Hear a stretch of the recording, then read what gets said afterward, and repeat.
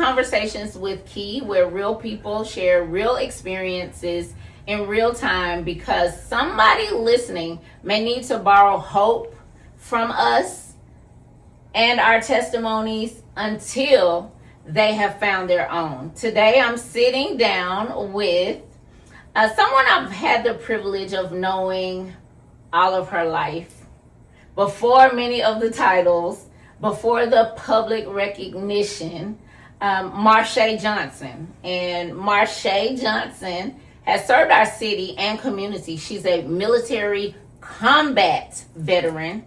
Let's get that right. A serial entrepreneur, a mother, a big sister, a daughter, a caregiver, a friend, and a woman whose life has been rooted in service.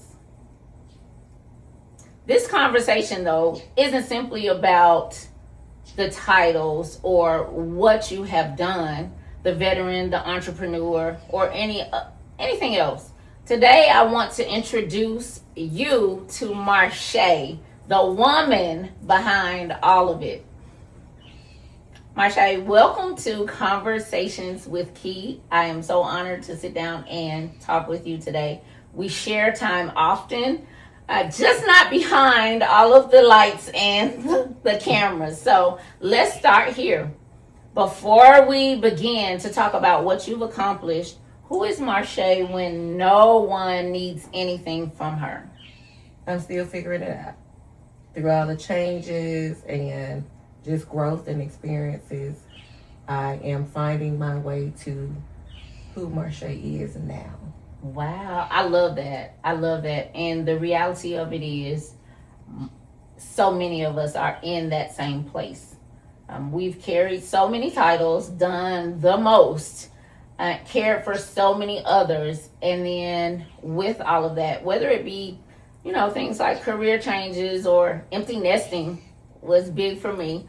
Menopause is a strong one. Perry and his or her friends do not come to play with you. We'll put that there. But with all of that, sometimes we get lost and aren't really sure who we are. We know we aren't still who we were, but we're not quite who we are to become. And so that can be a tricky period. I understand. I'm here with you, girls. So thank you for that honest answer.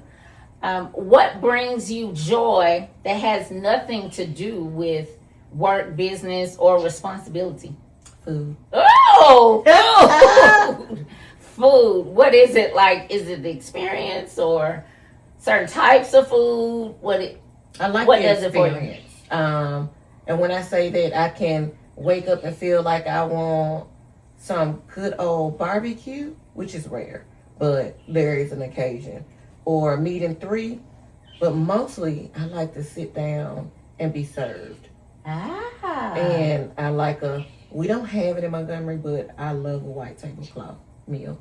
Oh, I love that. I love that. And that speaks to me, it's giving a sound off of self-care. Those quiet moments where we can be attended to instead of attending to others are very special. And, we have to find ways that work for us to do that. So I can totally see that.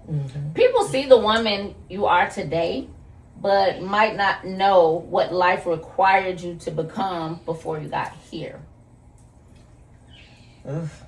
So I know, just thinking about you and your lifetime and watching you do all of the things and overcome the victories, and just champion your way through. Like, girl, I do not know. And that's why I'm asking. Like, I want to know what you felt in some of these times. So, you lost your mom at a very, very early age. How old were you? 14. 14. And wow, you're a big sister.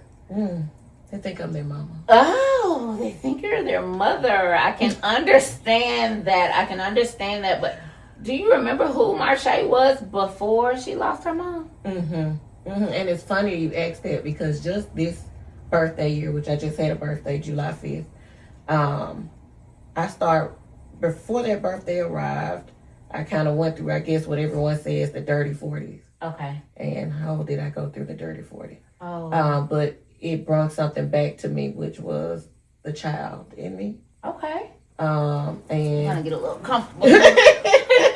And it made me remember some things that I may have forgotten over time. And so, yeah, she was a dancer. Mm-hmm.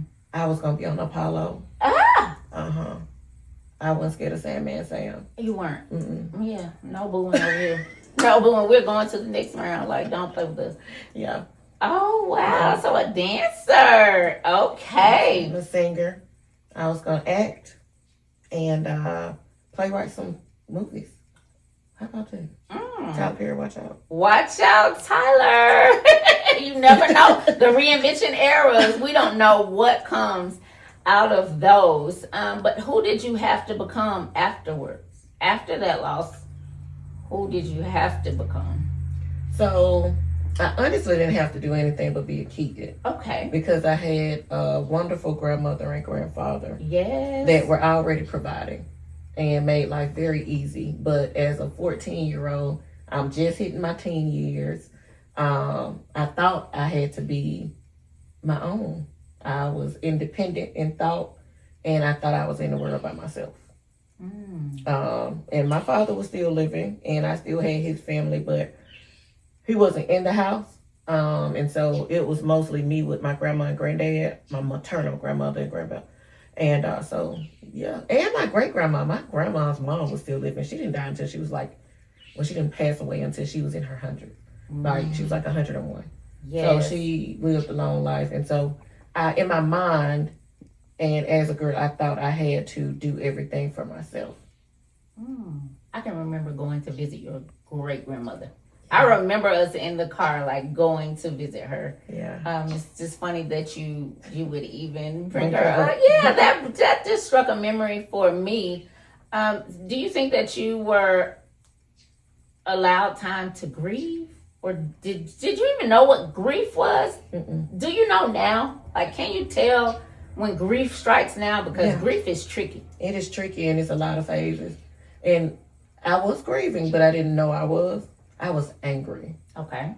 I was angry. And I don't know how deep we're going to get into this. Okay. But I was angry for a very long time. I don't think I even shed a tear until I was 21. Wow. Yeah, I was angry. And that's a spiritual conversation. Yes. But yeah, and I think we've had this conversation most recent about, we had a childhood where love was all around us. So that wasn't a lack. It was just an understanding how I could grow into me with all of my friends. Because at that time, it was just what your friends, and they had their mom and they had their dad. And as we went through, because that was still 7th, 8th, 9th at Goodwin. And I still, 9th grade, because my mom passed the last day of school of 9th grade. Never forget it. I just got dropped off from the bus. And I only rode the bus because my grandma did take us to school. But I rode the bus because I wanted to be with my friends. Right. So I had the opportunities. Now that I look back, I just didn't know how to process it. And I didn't have that guide because my grandmother lost her child, her daughter. But my mom wasn't just my grandma's daughter. They were like best friends. They were. Yeah. I may get a little emotional. That's okay. But they were like best friends. That was freaking Fred. Out of all her kids, we live across the street. Right. Right. So I guess you got a mom that now, as a mother, that is trying to grieve not just her daughter, but her friend. Somebody she wake up talking to, go to bed talking to, and we always together. And now you got to figure out what your life looks like without that missing piece. Right. And then you got her daughter, who is her twin, basically. Yes. That you got to figure out how to make life work for her because she's still a kid, you know. So that's a lot. She is, and there are other siblings. And there were other siblings. And then figuring out what life looked like for all of us to make it make sense so that we can still live this life that we were supposed to have. Mm-hmm. They ended up going their way. and that's their story to tell, but I was the only one in that house. So I ended up being the only child growing up for real. And so hence I got only child syndrome. Okay. That's a lot. But it was a lot. It was. But yeah. So it now, because of course since then I've lost all of them. And I personally, a lot of people do not know that, and especially people that are not adjacent and really close in, because I don't talk a lot. I buried all of them. Mm-hmm. I planned the funerals. Mm-hmm. I did the insurance. Mm-hmm. I put them in the ground. Mm-hmm. And I am still to this day handling their business as if it's my business. And I became the matriarch by default because my grandma was the matriarch. So quickly. I watched that in real time. Yeah. I watched that in real time, and I want to say you did an amazing job. Thank you. And you still do an amazing job. And woman to woman, I know from a caregiving standpoint, as well as from my grandparents raised me, I'm an only child, but I'm not an only child, and I'm not even their child. As an adult, I'm having to process how that has worked and shown up in my relationships, and romantically, as well as when it comes to my own dear child rearing experiences. I was just shouting out, this is my reinvention era, and I'm an empty nester, and it's just me and all of the things. And now we can barely record because there are grandchildren running around and screaming and playing and having a good time, but more importantly, just being alive and living. So thank you for that. And yes, I don't know if anyone could imagine the layers that most of us have once we start pulling them back. And that's why connection is so important to me. I learned early in the boutique that so many of us were having the same or similar experiences, but I mean, in the boutique, we're shopping. It's, hey girl, yeah, how you doing? I'm fine. And I'm like, no, you're not fine. Mm-hmm. She's not fine either. Mm-hmm. And actually, you all are going through some similar experiences, but we miss that when we don't connect. Mm-hmm. And with our own experiences, a lot of times it's hard for us to trust people long enough to connect with them. So thank you for sharing all of that. And then, so you mentioned 21 and sharing your first tier about that. When did you go to the military? I was 18. Okay. But I wasn't active duty yet. I just went active duty. So that was my first time alone. Like, I was nobody to, well, I had everybody to call, right, but nobody was physically there to save me and to help me correct whatever bad behaviors or patterns I had. And I got to see who I was and realized, I had a mama to call. I want to call my mama. And I want to tell a girl I'm out here by myself. I'm in El Paso, Texas. That was my first and last duty station. I'm in El Paso, Texas. I'm about to get an apartment. Oh my God, I got a kid. Right. Grandma had to take my kid. That's a whole nother conversation, but she had to adopt him because I was single. Right. His dad was active duty, and at that time he was deployed. He was in Baghdad. Wow. And yeah, I was like, I got to figure out how to get a kid to El Paso, Texas. It's 19 hours away. I need an apartment. He need to go to daycare. La, la, la, la, la. Oh my God. I'm an adult. I bet that was a moment. Yeah. A very long moment that I could not imagine. But that's funny because I was going to ask you what the military brought out of you, and then if you recognize some things that it caused you to suppress. It gave me strength I didn't know I had. I had a Bible study Monday, and we talked about the differences between courage and strength. Okay. I have a lot of strength. Okay. Not much courage. We talking probably the lion on Wizard of Oz. Wizard of Oz. Uh-huh. I was like, oh, okay. So it made me bolder. I spoke up for myself more because I was bullied growing up. And it was for the oddest stuff. But that's a whole other, because I had hair. Uh-huh. Because I had good skin. Because somebody looked white. I don't know. It was weird. Uh-huh. But that's what people mess with me for. Or because I was just smart. Okay. And I can read Kids and are cruel. Yeah, kids are cruel. Kids are cruel. So, it brought out things in me that I didn't know existed. Or maybe I overlooked. And what I suppressed was probably my familiar status, like all the things, because it's so much. I always say, I don't even explain it because it's too much to explain. So, yeah, I'm the oldest, or that's it. If anybody else needs anything, you need to go talk to my siblings. Right. Let them tell you, because that's their business, not mine. Yes. And I think I still do that to this day. I do. Whatever they got going on, that's their business. They got it going on, they got to tell you. I just help where I can. But it definitely helped me create boundaries. Okay. Which I need to recreate. The boundaries do change. They extend, they come in, they definitely change. It's an ongoing thing. It took away my femininity, though. Because I had to operate in my masculine. Because I was surrounded by so many men, and they weren't men of color. The men of color were my leaders. They were my brigade sergeant major, brigade colonel, brigade battalion sergeant major, and they literally grabbed a hold of me because they realized, I don't know, I always end up in spaces where people see me before I see myself, and they just take me and they mold me. And so we'll talk about that, I think, possibly, but in the military world and the civilian world are so many. They are worlds apart. We were cities within cities and families within families. I created families in the military world where I was lacking my blood, which not really because they came to me. Right. I had them.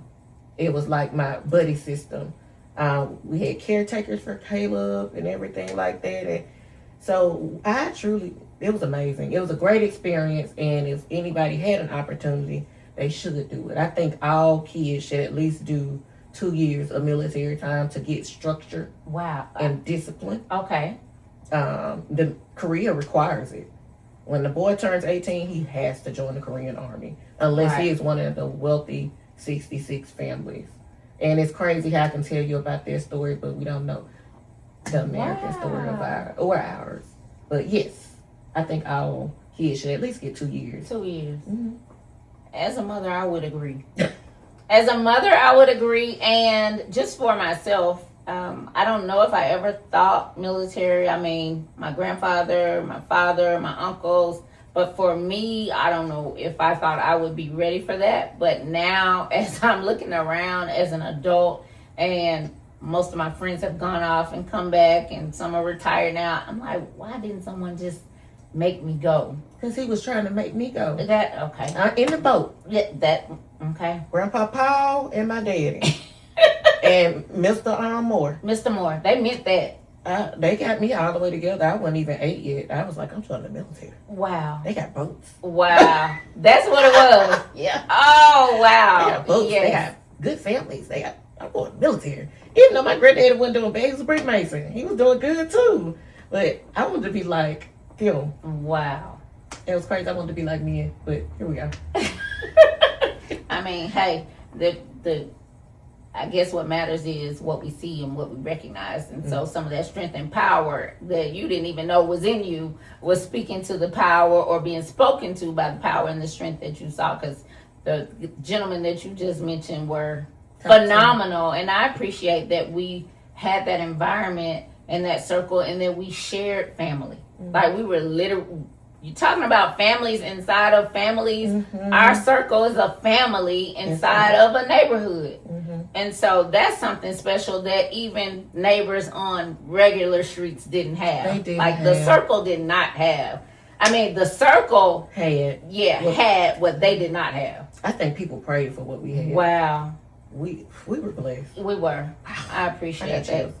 Yes. Now you have also created businesses and continued building through different seasons of your life. So did entrepreneurship begin as a calling, a desire for freedom, or just a means of, it wasn't a means of survival, I don't think.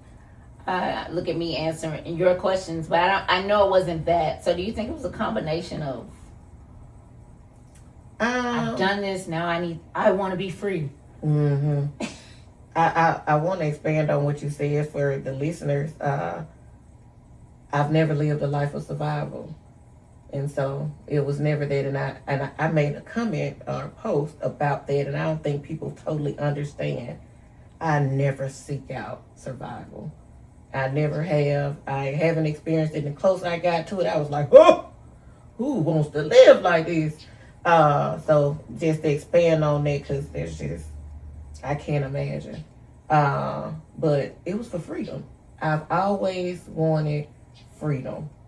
Even as a little girl, I sought to be an individual. And so growing up, I realized that wealth wasn't financially rich. It was who can control their time. Mm-hmm. And entrepreneurship gives us the ability to control our time and our money. Mm-hmm. It's all about what we can do ourselves. Yes. And I know that I control it. I love that. Have you ever built something that appeared successful publicly but was costing you privately? More than once. More than once? Oh, goodness. I can relate.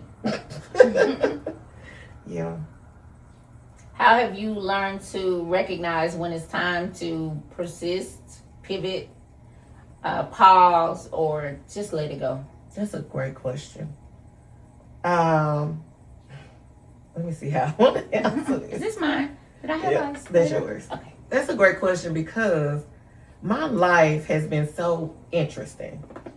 I literally, everything I've done, I feel like I was called to do it. And so every time I touched it, it was successful. Mm-hmm.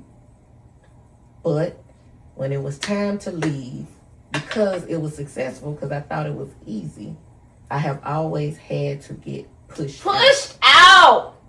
I have always had to be pushed out. Won't he do it? Every single time. So I just laugh at how progressive it's gotten. Yes. Yeah. And I still haven't figured out what that pattern is, but it's obviously a pattern because it has happened every reinvention. And maybe that's what it is, right? But it calls for, I guess I didn't say that, the military, but I think that has to be in you to be able to adapt and to pivot, because I call it survival of the fittest. Now that is survival, because everybody cannot do that. No. Shock is real. Yes. Shock is a real thing. Yes. Yes. Yes. You've served your family, country, community. People often celebrate like leadership and don't always talk about what leadership really costs. Mm-hmm. And I guess if I had to ask you a particular question about leadership, it would still be more so how are you able to handle that calling? Because callings and visions, or whatever we call it, however we name it, are definitely spirit-led. Mm-hmm. And I think that's a fortunate place to be. But I believe that because I understand it. Not everyone does. I also understand that. But how is it that you have learned to navigate that? Sometimes in public spaces, because being a leader, I mean, scrutiny is real. Mm-hmm. And so while people don't know you as a person or a human or an individual, they often pick apart what they see, don't know, don't understand. So how have you learned to navigate just following the mission while everyone's watching? Mm-hmm. I guess that makes me want to complete the answer to the last question, and then it pivots into this one. Okay. because a calling is loud. Mm. It won't stop. Even if you say no, it'll circle back. And I think if people hear a pastor, a real man of God or woman of God, and we lead in so many spaces, but if it's of God, he won't stop until you answer it. He will take everything away from you to make you answer it. And so I think to know when it's done, he'll do the same thing. He'll do the same. He'll do the same thing. And so to navigate the space is to learn how to hear. We all have gifts, and we need to know how to wield them. And I'm not saying I'm perfect at it. My grandma used to say, a hard head make a soft tail. Right. My tail is soft. Yes. And too soft. And so I think learning when to be quiet, when to be still. And you can think about things you heard somebody say before. Oh, sometimes you need to know better to eat too much than talk too much. Or know when to be quiet. Know what battles to fight. These are literally life lessons that's telling you. They will replay. They will replay. Yeah. If you're quiet enough to hear them, they are replaying in real time. In real time. And some people don't hear. Some people see. Some people dream. So whatever it is. And sometimes it may be this quiet thing that keeps circling around you, like, I feel like I got deja vu. Or somebody might say something that hits right what you were thinking. And you're like, oh my God. Okay, God. Got you. Yeah. Okay. I heard you. Yeah. You don't gotta say more. I got it. So I think that's it. So in essence, I guess the answer is to know your spiritual self. And we find that we have to seek that out daily. We do. Sometimes moment by moment. And it's so real. I can relate to that now. And as far as having to be pushed and hard-headed, we share that. So sometimes God is like, are you ready? Are you ready? You heard me. Yeah. You ready because I told you. Yeah. What are you doing? I'm like, girl, just stop marching around the wilderness. You see the promised land. Yeah. Come on. Yeah, don't be Jonah. Do you have to go in the belly of the whale to get this? Go ahead. Come on, Jonah. Do you have to go in? So we often tell people don't take certain things personally. And I've asked you how you navigate maintaining your own identity and accountability, even in the eye of the public and scrutiny and whatever. And we often tell people don't take it personally, but we're human. So a lot of this we can only take personally. That's just how we made. But when you look across all of the different versions of Marche, the daughter, the eldest sister, the soldier, the mother, the entrepreneur, the caregiver, which you summed it up in a nutshell when you said that you had to take care of all of your elders and all of the things, but vividly seeing you come home and care for your grandmother and be there and make the decisions and all of that. I have to circle back to that because I see it. Like, as we're having the conversation, those are the moments of Marche that I remember and that I recognize. And you went all out to do the things that you had to do. So I just had to pause there because it's maybe I need to talk just about it here. Sound like I might need to talk about it. It may be somebody that clicked this and is going through it and they need to hear it. Yeah, you did not play. And even if we just talked about Miss Johnson. She changed my life. That's my angel. And I had them all, but only 14 years of her. I had Doc Johnson my entire, all the way up to adult. I had her. And she blessed me and changed my life because I did exactly what we see and we feel a life cycle should be. She ushered me into adulthood, and so gracefully. So gracefully. I never heard that lady raise her voice. She didn't get mad. She was just so grounded. Just so grounded and made so many key decisions, and I watched her navigate that, and it was like, oh my God. But she changed my life because I got to see her life until her last breath. I got to see her mom's heard her last breath. I was the last person she saw in the nursing home off of Woodland Road. They said she won't eat. She won't eat. And she don't talk, but she asking for you. I said, okay, this is my great-grandma, my grandma's mom. Mm-hmm. Cherry Kitchen. She had Trinum Court on lock. Mm-hmm. Okay, Danger Street. Everybody knew that if you kicked a ball in her flower bed, it belonged to me. That's my ball. You could eat off her porch because she cleaned it with Clorox. You could smell the aroma of her house, the flower beds, the rosebuds. I can still see it. She was so clean. She woke up every morning at 5 a.m. and cleaned the entire North Bainbridge, South Bainbridge, and Union Circle that was right in front of us. And the rent lady called her. She called her the rent lady, the one that worked in the office. She called her to tell her, she like, what's going on? Such. Okay. And so anyway, she wasn't to play with. But she taught me the independence part. But nevertheless, when she was getting sick and was about to pass away, they said she wouldn't eat. They called me. And I went up there to her. And I was done with high school for sure. I'm 18. I don't know. But anyway, I got up there. I fed her a full meal.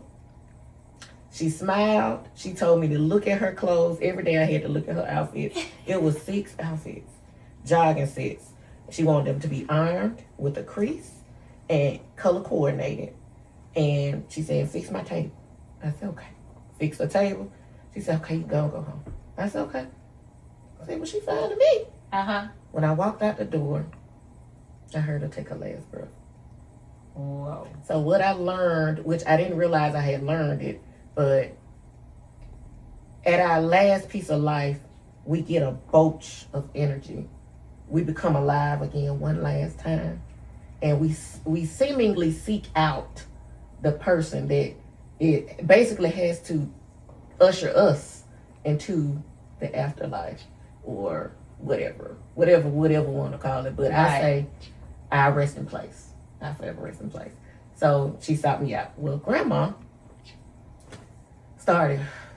she was down and sad already because she lost all her girls and my uncle, you know the story. And so she was sad anyway, but we kept her happy. I did everything I could to make sure she was, everything, you know. Well, I was stationed in Korea. My sister wouldn't get her passport. And Grandma said, I go with you. This lady was at the top of, when I say, we talked about, well, we call him, we on, y'all gonna hear a little word, but then what we call him, nigga Charles. Yes. He could. Yes. That circle, he lived in it. Yes. If they went missing, they knew where he was, and he gonna eat and everything. Well, she taking people to the doctor. She taking people on vacation. I'm like, lady, you a taxi cab. And I used to always fuss and get mad with her, like, you got me late for school, and you taking all these people all these other places. What about me? You know, what about you? Oh, don't worry about me. Don't worry about me. And you gonna be all right. The folks know you coming. Oh, Lord. And why you gotta clean the truck every morning? So, nevertheless, we got to Korea. She came with me with Caleb, and they got to live in Korea. And we had an apartment, and 9 days in, we were in Korea for 9 days. We didn't know the language. We didn't know the country. I did not know how to transport us anywhere. Caleb got enrolled in school, and she just passed out. She said, I'm so hot. And she passed out. We was at the hotel, and I was like, what just happened? And I had to call for emergency. I didn't know how to call for emergency. I didn't know what to do. I called my sergeant first class. He was my platoon sergeant. And I said, I don't even know you, but I need help. My grandma just passed out, and I'm trying to get her up or whatever. And he came, and I guess the longer we took, the worse it got. She ended up having a stroke. Mm-hmm. Well, Korea's medical and their just technology is off the charts, and that was 2013. We were in Weijinbu. Well, I lived in New City because I was stationed at the DMZ, which is the demilitarization zone. But I was at Camp Casey.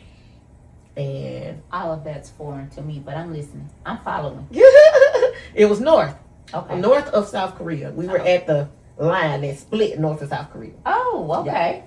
So, we were and the place I lived was called New City. But we had to take her to Weijinbu, which was another city that had a hospital, big one, to care for her. And mind you, we got to get out of these places and we can't speak Korean. Right. Well, I don't know what to do.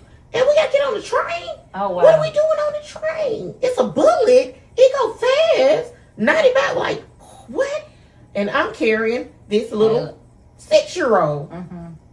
And so, nevertheless, we got into Weijinbu. Weijinbu was telling me something, and I said, listen, I don't feel good here. I don't feel safe here. She'd had a stroke, and we're in the hall.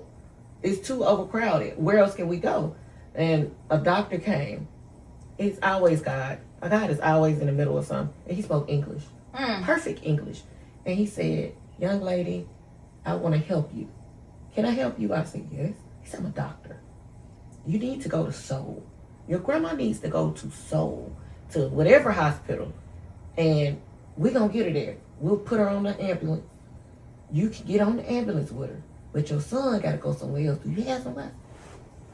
Okay, where you going? No, it's 9 days. He said, my sergeant first class said, Marché Johnson, I'll take care of your son. And you're going to have to trust me. Now, you just met me. You ain't even in process. Wow. But you got to trust me. And go with your grandma. 21 days later, I had to make a decision whether to have open heart surgery on my grandma or not. In Seoul, Korea. I'm calling my aunt on the phone like, girl, you the oldest. What we gonna do? Me. She said, I'm not there. What is your heart telling you? My heart? Girl, we all gonna die. What is wrong with you? My uncle, he don't know. He calling me collect. Sir, we can't talk right now. I don't even know how to answer the phone in Korean. Okay? It was just a lot. I didn't know. I was like, it's on me. And the doctor looked at me and he said, what are we going to do? What are we doing? You on the clock. Are we going to open her up? He said, I can save her. I said, oh my God. Am I going to keep driving? Because mind you, in the middle of that, I'm leaving New City, which is 3 hours away, to get her on train after I dropped my baby off in school to go sit with her in MCU with no phone for 45 minutes to get back on the train, to get back there to pick him up so we can come back there. 21 days. And it was you got to cut her open. Oh my God. I called my pastor, Pastor Harris. He answered, he prayed, and he said, go do what you need to do. I looked at the doctor and I said, do it. He open heart surgery. 2 hours later, he came back. He said, she all right. He said, now she lost her eye, her right eye. She's going to be blind in her right eye. She may have some onset of dementia, but she is alive. And he showed me this dang on little thing that caused an infraction in her heart that was from an infection in her mouth. Whoa. Who knew that your teeth could do all those things? But that's what happened. So anyway, she's good. She go in the hospital. 21 more days. We come out. I end up getting a way to get her back home because Caleb ended up sick with yellow dust affected him so bad, his skin, till I was able to emergency evac them back to the United States. So they came back. I finished my tour in Korea, which was 2 years. That was 18 months in. Lord have mercy. Just like that caregiving in Korea, I had a Nigerian house mama Mm. that made sure everything went smooth. And Caleb was getting on the bus going to Korean school at night in a DODEA, Department of Defense Education school system in the day. Oh, wow. And anyway, when we got home, and as you know, life carried on, but she ended up with stage 4 cancer, colon cancer, and I cared for her. We thought it was flooding in Houston. We thought it was going to flood San Antonio, so we got on the road, came back, not knowing that when she said she wanted to come home, she was actually about to pass away. Mm-hmm. What felt like 3 years to me was literally, 30 days? I don't even know how long it was to this day, but it felt like 3 years. I lost a whole chunk of my life. Just making sure she was straight. I became a full-time caregiver and saw her to the end. And she died in my house, in her bed. And it changed my life. I remember that. I had no idea of the backstory, but I sure remember that. And we easily say God kept me, but your testimony is literally God kept me. And so thank you for sharing that. You even shared how he showed up and met you at the hospital. I'm over here, we're losing it. Oh, you speak English and you can help? Thank you. And so I'm not going to assume I could probably answer this, but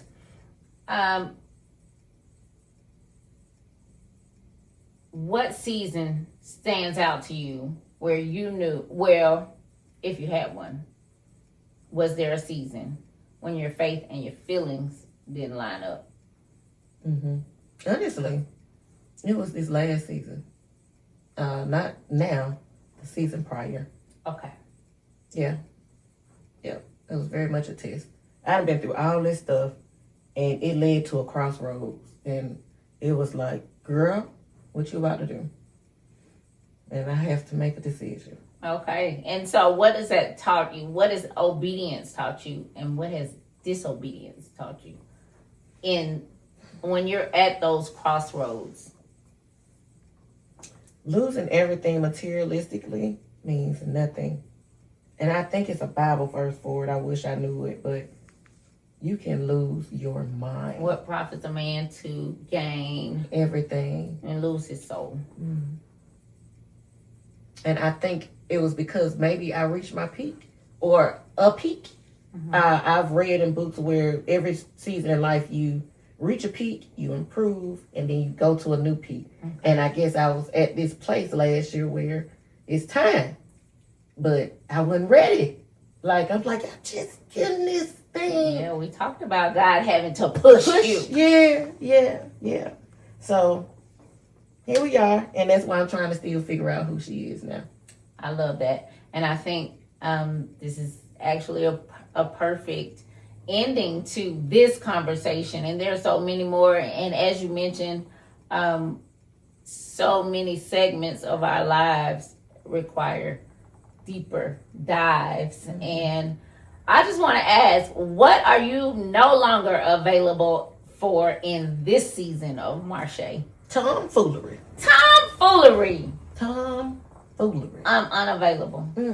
It don't live here, can't come here, can't knock at the door. It cannot.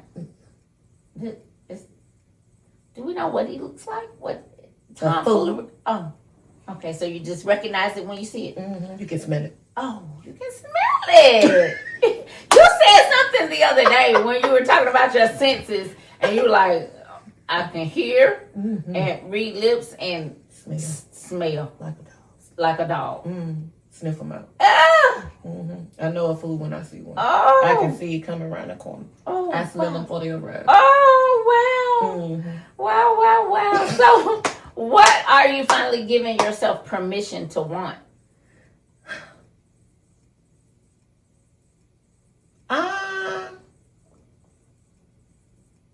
I know you're still deciding and figuring, but not really. Oh, okay. Not really. I think so I've lived a life of career.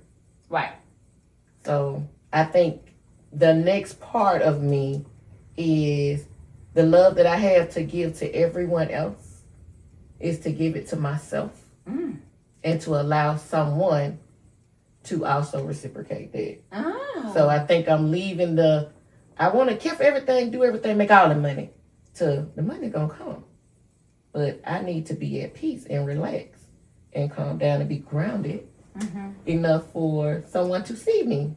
Because I've been in the hidden place. Because I had business to do. Oh, you had things to do. I had things to do. Yes, I love that. I love that. So that's what reinvention means for you right now. And I mean, somebody is watching this right now, living through some of those moments that you have described. And I am grateful to have you here.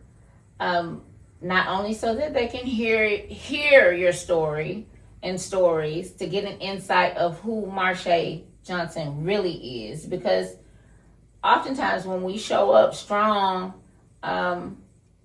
with strength and courage, it's not labeled positively. You know, there are a number of cliches and complexes and identities that we are assigned when we show up only to complete our assignments. And so I know someone's listening and someone is actually watching who can see what strength and courage looks like. So what would you say to that person directly?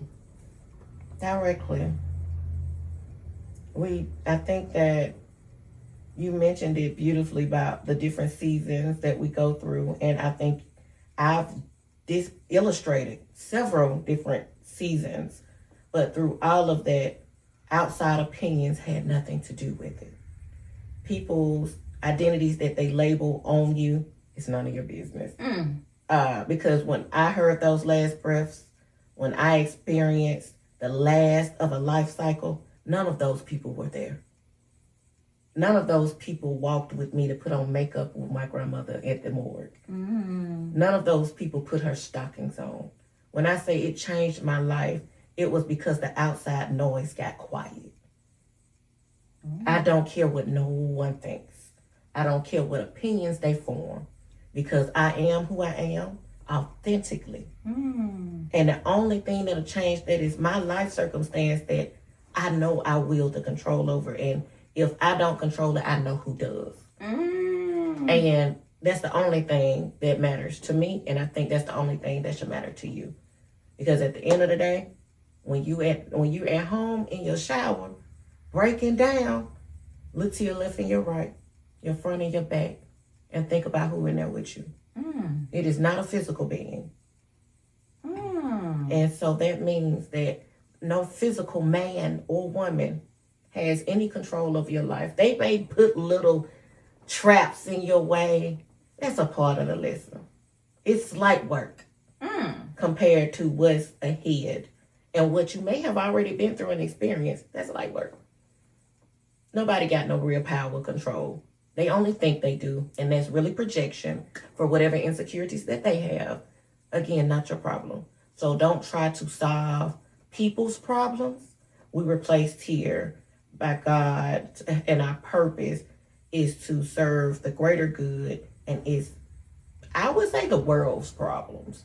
And they're usually something that's in us that we need to display into the world. Wow, was I ready for that? I don't know. But Marché, thank you so much for allowing us to see beyond the titles, beyond the pictures, and meet the woman. This is why we have conversations with Key. A title may tell us what someone has done, but testimony tells us what it took. Somebody watching today may be in the middle of the very thing that you've already survived.